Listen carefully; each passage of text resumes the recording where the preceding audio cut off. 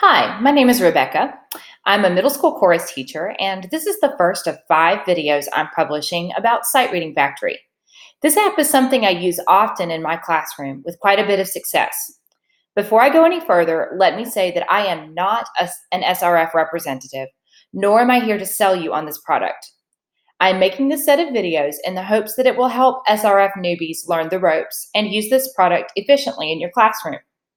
I do want to offer 2 cautionary statements before delving into SRF in more detail. Number one, this product works for me in my classroom setting, but SRF alone is not a foolproof way to get your students reading. I do not believe it will work for a teacher who doesn't read together with his or her students regularly in the classroom. Number two, this product is designed to work as a web-based app on a computer with a microphone. SRF has also created an app for Apple devices, which is quite useful. However, the SRF app is not available on Android devices. You can still use SRF if your students do not have Apple products, but you do need to be sure that they have access to a web-enabled desktop or laptop in order to complete the assignments. If you're still interested, keep playing the video so we can get started. I highly recommend using 2 screens as you're going through this video set. One screen for watching the walkthrough, and one screen for actually doing the tasks yourself. This will save you from having to switch tabs or keep multiple smaller windows open on your desktop. I use SRF for group practice in my classroom, for pushing out individual practice assignments, and for assessment. In the next few videos, I will be discussing how to set up SRF to meet those student-oriented needs. Before we dig deeper into the paid portion of the site, however, I want to point out that SRF does offer some free features, which should help you decide whether or not this product is a good investment for you to use in your own classroom. This first video will be focusing on the free features SRF offers on their web-based app. In order to help you decide, I will be walking you through how to set up a sample reading. Since I am a chorus teacher, I will be setting up assignments for voice. A side note, the band director at my school uses this app successfully with her students as well. So please do not think that you can't use this if you teach instrumental rather than vocal music. So, step 1, pull up the website. Mine is already put up, so you can see the address in my web browser here, www.sightreadingfactory.com. Click on the first menu option at the top, labeled Sight Read. This selection will lead you through a sequence of choices you'll need to make to set up your sight reading example. Clicking the Sight Read button should pull up several instruments from which to choose. Again, you can use this with any instrument, but today I'll be choosing voice. Step 2. Here we have several options from which to choose. Note that you may set up any individual voice part, or you may choose a choral ensemble. Today, choose choir multi-part. This will give you the option to choose up to 4 voice parts, each with their own individual line from which to read. Step 3, choose your level. Sight Reading Factory has 8 preset levels, and the paid version of the app also lets you create your own individual customized levels. Right now, I'm going to choose Sight Reading Factory's level 1. Each level gets progressively more difficult. You'll have to play around with the levels a little to find out where your group can comfortably read.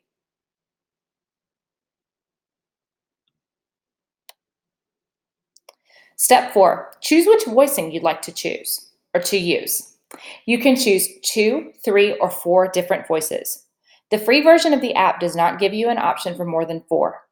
For this video, I'm going to choose soprano, alto, tenor, treble 8 clef, and bass. Once you've chosen your voicing, click Next. Step 5, choose your time signature. Notice that there is an option for random time signature. I would caution you to be careful with this, especially for younger singers. The free version of this tool has a limited number of time signatures from which to choose, but the full version could truly give you anything if you choose random. Also notice at the top that you could choose multiple time signatures. This would be for your more advanced readers, as the time signature could change in the middle of the example. For this video, I'll keep it simple. I'll keep that option turned off and choose 4/4 time.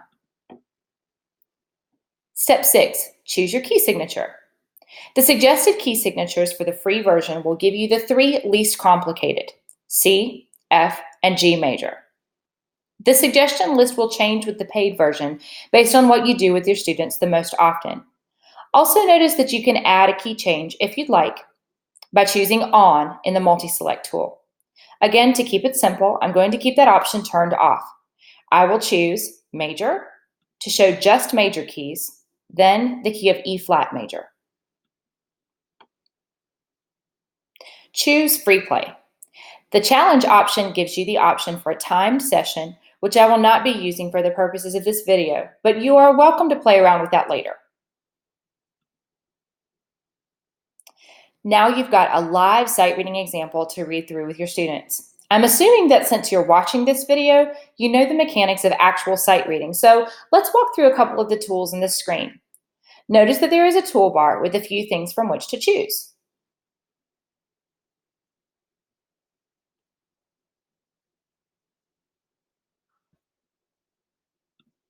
Depending on your browser and preferences, this toolbar could appear at the top, the bottom, or at the side of the screen.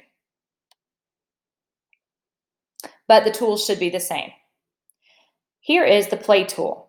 This tool will give you 4 beats, then play all parts you've selected at once at the tempo listed in the toolbar. The tuning fork tool, if you click on this tool, it will give you a block chord with the starting pitches. It does not arpeggiate the chord. So when you do this with your students, I would recommend being close to a piano so you can spell the starting pitches out for them. The metronome tool will give you a steady beat while students complete the sight reading example. I recommend keeping it turned off during their practice time, then turn it on if you like during the actual reading. You can adjust the tempo by clicking the little arrows next to the tempo or typing in the tempo you'd like to use.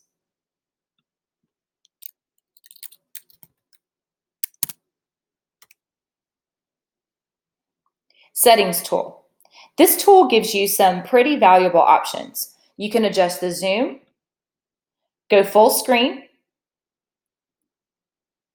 adjust the number of measures you'd like to use, add annotations such as pitch or solfege, add subdivision of the metronome beat, put in measure numbers, give the opening pitch, change the tuner hint type, change which kind of minor scale you'd like to use, and even print parts separately for your students so that they can hold them in their hands.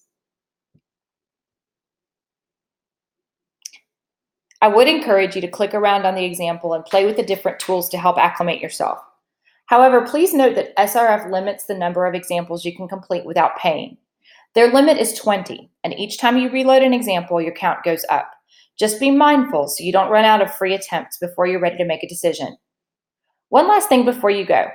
Click on the SRF logo at the top of your screen to take you back to SRF's homepage. For more information and FAQs, choose Educators from the menu. This should answer any questions about the logistics of purchasing this for your school.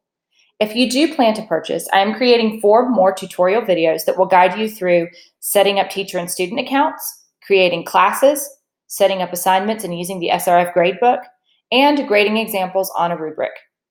I do hope this tutorial has been valuable to you. See you next time.